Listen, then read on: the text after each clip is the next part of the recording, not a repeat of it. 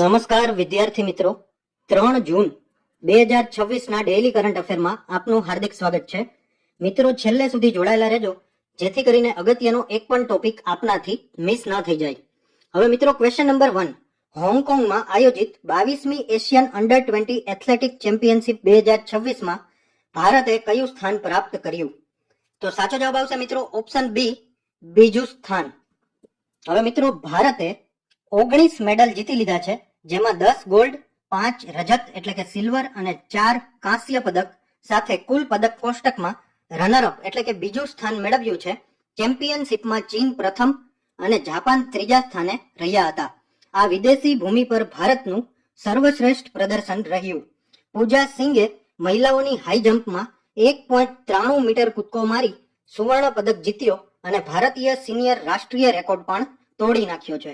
હવે મિત્રો, રાહુલ જાખરે ડેકાથલોનમાં 7185 પોઈન્ટ સાથે સુવર્ણ પદક તથા નવો ભારતીય અંડર 20 રાષ્ટ્રીય રેકોર્ડ બનાવી દીધો છે. ભારતીય મહિલા 4x400 મીટર રિલે ટીમે ચેમ્પિયનશિપ રેકોર્ડ સાથે સુવર્ણ પદક જીત્યો. પુરુષ 4x400 મીટર રિલે ટીમે જુનિયર રાષ્ટ્રીય રેકોર્ડ સાથે કાંસ્ય પદક મેળવ્યો. હવે મિત્રો, ક્વેશ્ચન નંબર 2. ભારત અને કયા દેશ વચ્ચે તાજેતરમાં વ્યાપક આર્થિક ભાગીદારી કરાર CEPA લાગુ થયો છે? તો સાચો જવાબ આવશે મિત્રો ઓપ્શન સી, ઓમાન. તો આપણે એના વિશે વિગતે ચર્ચા કરીશું. હવે ઇન્ડિયા અને ઓમાન વચ્ચેનો CEPA મુક્ત વેપાર કરાર 1 જૂન 2026 થી અમલમાં આવ્યો છે. ભારતને ઓમાનની 98.08% ટેરિફ લાઈનો પર ડ્યુટી ફ્રી માર્કેટ એક્સેસ મળશે, જે ભારતની 99.38% નિકાસને આવરી લે છે. 2025-26 દરમિયાન બંને દેશો વચ્ચે દ્વિપક્ષીય વેપાર $11.18 અબજ રહ્યો.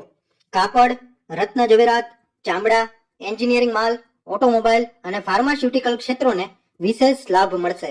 આંતરરાષ્ટ્રીય નિયમકારી મંજૂરી ધરાવતી ભારતીય જેનેરિક દવાઓને ઓમાનમાં 90 દિવસમાં માર્કેટિંગમાં મંજૂરી મળશે. ભારતીય વ્યાવસાયિકો અને સેવા પ્રદાતાઓ માટે 4 વર્ષ સુધીના અસ્થાયી નિવાસની સુવિધા આપવામાં આવી છે. ઓમાનનું વ્યૂહાત્મક સ્થાન ભારતને GCC અને આફ્રિકન બજારો સુધી સુરક્ષિત વેપાર માર્ગ પ્રદાન કરે છે. હવે મિત્રો, ક્વેશ્ચન નંબર 3. વિયેતનામમાં આયોજિત અંડર 17 એશિયન કુસ્તી ચેમ્પિયનશિપમાં ભારતે કેટલા મેડલ જીત્યા? તો સાચો જવાબ આવશે મિત્રો ઓપ્શન બી, 10 મેડલ. હવે ઇન્ડિયાની મહિલા કુસ્તી ટીમે ડા નાંગ ખાતે યોજાયેલી અંડર 17 એશિયન કુસ્તી ચેમ્પિયનશિપ 2026માં 100% પોડિયમ ફિનિશ હાંસલ કરી. ભારતીય મહિલા ટીમના તમામ 10 ખેલાડીઓએ પદક જીતી લીધા છે. કુલ પદકમાં 2 ગોલ્ડ, 3 સિલ્વર અને 5 બ્રોન્ઝ મેડલ જીતી લીધા છે. હવે મિત્રો, સુવર્ણ પદકની વાત કરીએ તો દીક્ષાએ 43 કિલોમાં અને ગરિમાએ 73 કિલોમાં ગોલ્ડ મેડલ જીત્યો છે. રજત પદક વિજેતાની વાત કરીએ તો નિકિતા, અંતરા અને તાનિયાએ સિલ્વર મેડલ જીત્યા છે. કાંસ્ય પદક વિજેતાની વાત કરીએ તો પલક, અનામિકા, અક્ષરા, સાક્ષી અને માન્યાએ બ્રોન્ઝ મેડલ જીતી લીધા છે. હવે મિત્રો, ક્વેશ્ચન નંબર 4. 16 વર્ષથી ઓછી ઉંમરના બાળકો માટે સોશિયલ મીડિયા પર પ્રતિબંધ મૂકવાની જાહેરાત કયા દેશે કરી? તો સાચો જવાબ આવશે મિત્રો ઓપ્શન સી, મલેશિયા. હવે મિત્રો, મલેશિયાએ 16 વર્ષથી ઓછી ઉંમરના બાળકો માટે સોશિયલ મીડિયા એકાઉન્ટ રાખવા અથવા ચલાવવા પર દેશવ્યાપી પ્રતિબંધ અમલમાં મૂક્યો છે. આ નિયમ દરેક સોશિયલ મીડિયા પ્લેટફોર્મ્સ પર લાગુ પડશે અને કંપનીઓને કડક એજ વેરિફિકેશન સિસ્ટમ લાગુ કરીને 16 વર્ષથી ઓછી ઉંમરના વપરાશકર્તાઓને રોકવા પડશે. હવે મિત્રો, નિયમનો ભંગ કરનાર કંપનીઓને 10 મિલિયન રિંગિટ સુધીનો દંડ થઈ શકે છે. બાળકો દ્વારા નિયમોનો ભંગ થાય તો માતા પિતાને દંડ કરવામાં આવશે નહીં. હવે મુખ્ય હેતુ શું છે? તો કે સાયબર બુલિંગ, ઓનલાઈન શોષણ, અયોગ્ય સામગ્રી અને માનસિક સ્વાસ્થ્યના જોખમથી બાળકોનું રક્ષણ કરવામાં આવશે. ઓસ્ટ્રેલિયા 16 વર્ષથી ઓછી ઉંમરના બાળકો માટે સોશિયલ મીડિયા પર પ્રતિબંધ લાગુ કરનાર પ્રથમ દેશ બન્યો હતો, જ્યારે ઇન્ડોનેશિયા અંડર 16 એકાઉન્ટ્સને તબક્કાવાર બંધ કરાવવાની પ્રક્રિયા શરૂ કરી દીધી છે. અને વાત કરીએ બ્રાઝિલની તો ડિજિટલ ECA દ્વારા હેઠળ ઉંમર ચકાસણી અને માતા પિતાની મંજૂરી ફરજિયાત કરવામાં આવી છે. હવે મિત્રો, ક્વેશ્ચન નંબર 5. વિશ્વનો સૌથી મોટો દહીં ઉત્પાદન પ્લાન્ટ કયા સ્થળે સ્થાપિત કરવામાં આવશે? તો સાચો જવાબ આવશે મિત્રો ઓપ્શન સી, કોલકાતા. હવે સંકરેલ ફૂડ પાર્ક ખાતે વિશ્વનો સૌથી મોટો દહીં ઉત્પાદન પ્લાન્ટ સ્થાપિત થશે. પ્લાન્ટ દરરોજ 10 લાખ કિલોગ્રામ દહીં, મિષ્ટી દોઈ, યોગર્ટ, લસ્સી અને છાશનું ઉત્પાદન કરશે. તે દરરોજ 15 લાખ લીટર દૂધની પ્રક્રિયા અને પેકિંગ કરવાની ક્ષમતા ધરાવે છે. હવે મિત્રો, પ્રોજેક્ટ માટે રૂપિયા 600 કરોડનું રોકાણ કરવામાં આવશે. આ પ્લાન્ટનું નિર્માણ 2 તબક્કામાં Kaira district cooperative milk procedures union limited દ્વારા કરવામાં આવશે. પ્રોજેક્ટનો હેતુ પૂર્વ ભારતના મૂલ્યવર્ધિત ડેરી ઉત્પાદનો VADPના બજારને મજબૂત બનાવવાનો છે. આ યોજના ભારત સરકારની વ્હાઇટ રિવોલ્યુશન 2.0 પહેલ સાથે સંકળાયેલી છે. હવે મિત્રો, question number 6. Singapore open title જીતનારી પ્રથમ ભારતીય જોડી કઈ બની? તો સાચો જવાબ આવશે મિત્રો ઓપ્શન A, સાત્વિક સાઈરાજ રંકીરેડ્ડી અને ચિરાગ શેટ્ટી. હવે મિત્રો, સાત્વિક સાઈરાજ રંકીરેડ્ડી અને ચિરાગ શેટ્ટીએ સિંગાપુર ઓપન 2026 નું પુરુષ ડબલ્સ ખિતાબ જીતી લીધું અને ઇતિહાસ બનાવી દીધો છે. સિંગાપોર ઓપન જીતનાર તેઓ પ્રથમ ભારતીય ડબલ્સ જોડી બન્યા છે. ફાઇનલમાં તેમણે ઇન્ડોનેશિયાના ફજાર અલ્ફિયાન અને મોહમ્મદ સોહિબુલ ફિક્રીને 18-21, 21-17 અને 21-16 થી હરાવ્યા હતા. હવે મિત્રો, આ તેમની 9મી BWF વર્લ્ડ ટૂર ટાઇટલ અને છેલ્લા 2 વર્ષમાં પ્રથમ આંતરરાષ્ટ્રીય ખિતાબ હતો. સેમીફાઇનલમાં તેમણે વિશ્વ ક્રમાંક 1 દક્ષિણ કોરિયન જોડીની 34 મેચોની અપરાજિત શ્રેણી એને તોડી નાખી હતી. અગાઉ ભારત અને સિંગાપોર ઓપનમાં સિંગલ્સમાં વિજેતા રહેલા ખેલાડીઓમાં સાયના નેહવાલ, PV સિંધુ અને બી સાઈ પ્રનીથનો સમાવેશ થાય છે. હવે મિત્રો, ક્વેશ્ચન નંબર 7. ટકાઉ ખેતી પદ્ધતિઓ માટે FAO સોઇલ ફાર્મર હીરો તરીકે કોને સન્માનિત કરવામાં આવ્યા? તો સાચો જવાબ આવશે મિત્રો ઓપ્શન A, વલ્લુ વન. હવે તમિલનાડુના પોલાચી જિલ્લાના ખેડૂત વલ્લુ વનને food and agriculture organization FAO દ્વારા સોઇલ ફાર્મર હીરો તરીકે સન્માનિત કરવામાં આવ્યા છે. તેમણે 11 હેક્ટરની નુકસાનકારક નાળિયેર આધારિત ખેતીને નફાકારક અને સ્વનિર્ભર બહુપાકીય ખેતીમાં પરિવર્તિત કરી. નાળિયેર ઉપરાંત જાયફળ, મરી, કેળા, હળદર, સુરણ, મીઠો લીમડો અને વિવિધ લાકડાના વૃક્ષો સહિત 14 થી વધુ પાકોનું ઉત્પાદન શરૂ કર્યું.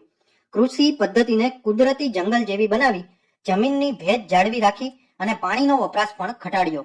વૈવિધ્યસભર ખેતી મોડેલને કારણે દુષ્કાળ દરમિયાન પણ ઉત્પાદન ચાલુ રહેશે. તેમના આ પ્રયાસને ઈસા ફાઉન્ડેશનની સેવ સોઇલ કાવેરી કોલિંગ પહેલનો સહયોગ પણ મળ્યો હતો. હવે મિત્રો, ક્વેશ્ચન નંબર 8. સ્વશાસન વગરના પ્રદેશોના લોકો સાથે એકતાનો આંતરરાષ્ટ્રીય સપ્તાહ 2026 ક્યારે મનાવવામાં આવ્યો? તો સાચો જવાબ આવશે મિત્રો ઓપ્શન B, 25 થી 31 મે. આંતરરાષ્ટ્રીય સ્વશાસિત પ્રદેશોના લોકો સાથે એકતા સપ્તાહ દર વર્ષે 25 મે થી 31 મે દરમિયાન ઉજવવામાં આવે છે. આ સપ્તાહનો હેતુ બિન સ્વશાસિત પ્રદેશોના લોકોને આત્મનિર્ણયના અધિકાર રાઇટ ટુ સેલ્ફ ડિટર્મિનેશન અંગે જાગૃતિ લાવવાનો અને તેમના કુદરતી સંસાધનો તથા સંપત્તિના અધિકારોનું રક્ષણ કરવાનો છે. હવે મિત્રો, યુનાઇટેડ નેશન્સ અનુસાર હાલમાં વિશ્વમાં 17 બિન સ્વશાસિત પ્રદેશો અસ્તિત્વમાં છે. આ સપ્તાહની સ્થાપના યુનાઇટેડ નેશન્સ જનરલ એસેમ્બલી દ્વારા ડિસેમ્બર 1999માં ઠરાવ A/RES/54/91 હેઠળ કરવામાં આવી હતી. તેમની પ્રથમ ઉજવણી મે 2000માં કરવામાં આવી હતી. હવે મિત્રો, ક્વેશ્ચન નંબર 9. 1 જૂન 2026 ના રોજ કયા દેશે પોતાનો 64મો સ્વતંત્રતા દિવસ મનાવ્યો? તો સાચો જવાબ આવશે મિત્રો ઓપ્શન B, સમોઆ. સમોઆએ 1 જૂન 2026 ના રોજ 64મો સ્વતંત્રતા દિવસ ઉજવ્યો છે. સમોઆએ 1 જાન્યુઆરી 1962 ના રોજ ન્યુઝીલેન્ડના વહીવટમાંથી સ્વતંત્રતા મળી હતી. સમોઆ 20મી સદીમાં સ્વતંત્રતા મેળવનાર પ્રથમ પેસિફિક ટાપુ રાષ્ટ્ર બન્યું હતું. હવે મિત્રો, નવા વર્ષની ઉજવણી સાથે અથડામણ ટાળવા માટે સ્વતંત્રતા દિવસની ઉજવણી બાદમાં 1 જૂન પર ખસેડવામાં આવી હતી.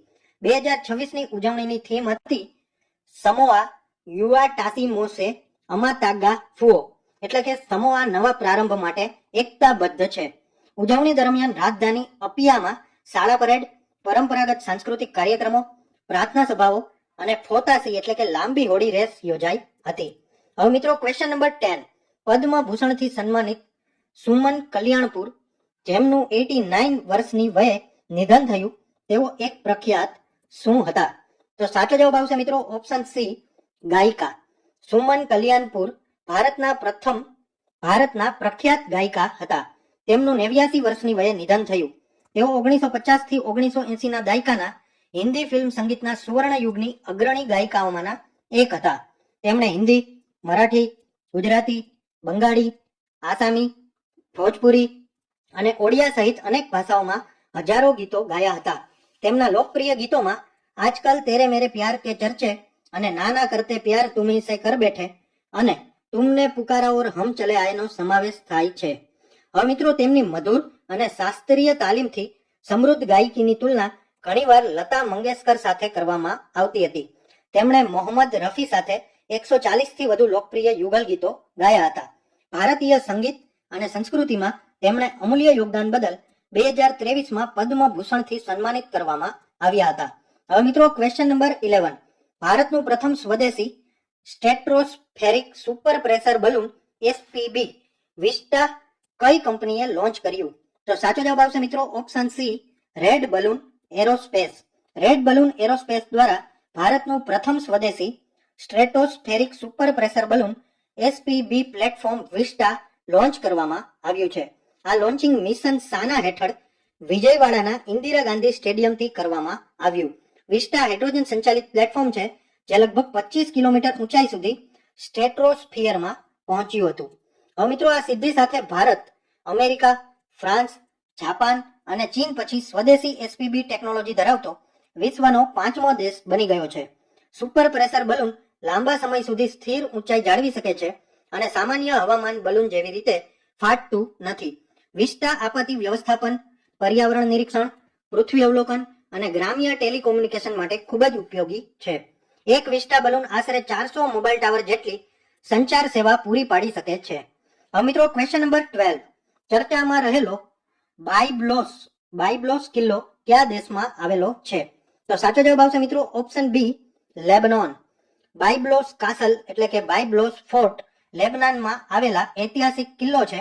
તે લેબનાનના દરિયાકાંઠાના શહેર બાયબ્લોસ જબેલમાં રાજધાની બેરૂતથી આશરે 42 કિલોમીટર ઉત્તર તરફ આવેલો છે. કિલ્લાનું નિર્માણ 12મી સદીમાં ક્રુસેડરો દ્વારા સ્થાનિક ચૂનાના પથ્થર અને પ્રાચીન રોમન અવશેષોનો ઉપયોગ કરીને કરવામાં આવ્યું હતું. તે ભૂમધ્ય સમુદ્ર મેડિટેરેનિયન સીને નિહાળતો મહત્વપૂર્ણ ઐતિહાસિક કિલ્લો છે. હવે મિત્રો, કિલ્લો એવા પુરાતત્વીય ક્ષેત્રમાં આવેલો છે જ્યાં હજારો વર્ષોના અવશેષો મળી આવે છે અને જે વિશ્વના સૌથી જૂના સતત વસવાટ ધરાવતા શહેરોમાંનું એક માનવામાં આવે છે.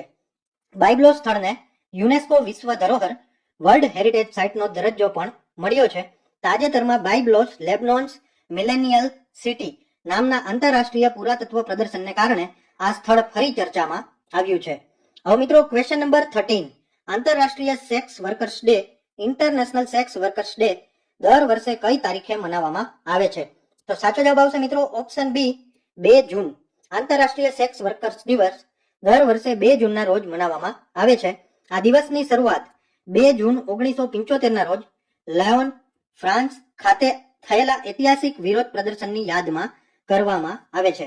100 થી વધુ સેક્સ વર્કર્સે પોલીસ હેરાનગતિ, અસુરક્ષિત કાર્ય પરિસ્થિતિઓ અને હિંસા સામે અવાજ ઉઠાવવા ચર્ચામાં વિરોધ નોંધાવ્યો હતો. હવે મિત્રો, આ આંદોલનને વિશ્વભરના સેક્સ વર્કર્સના અધિકાર આંદોલનની શરૂઆત તરીકે જોવામાં આવે છે.